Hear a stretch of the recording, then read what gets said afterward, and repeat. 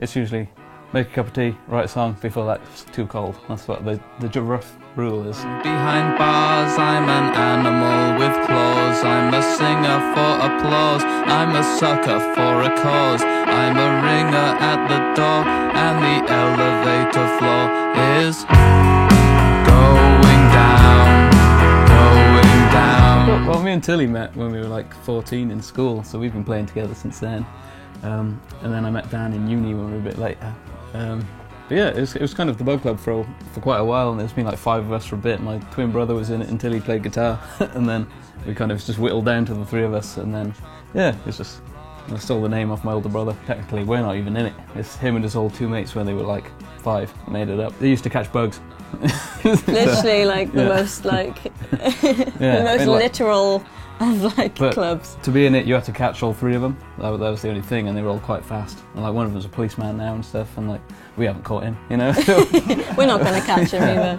So we're not even in it. So. Even though I'm not as gorgeous as I used to be, I still can't get a mortgage, and I still don't like the taste of beer. I haven't worked a day in over a year, and I don't like the sound on the news. It's crazy when you can just go to a different country and still fill the room. Is like, wow, that's like amazing. Even back home, like, I hadn't been to Scotland before we went to play there, you know, and then we're from not far, you know.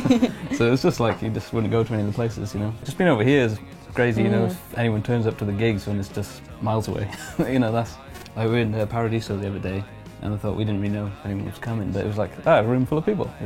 That's always crazy. Yeah, but like, and like making friends, you know, like recognising people wherever you go. There's always people that you're like, oh, hey, how's it going, you know. That's great. Me personally, I was in uni and I was absolutely hating it. It was the worst time ever.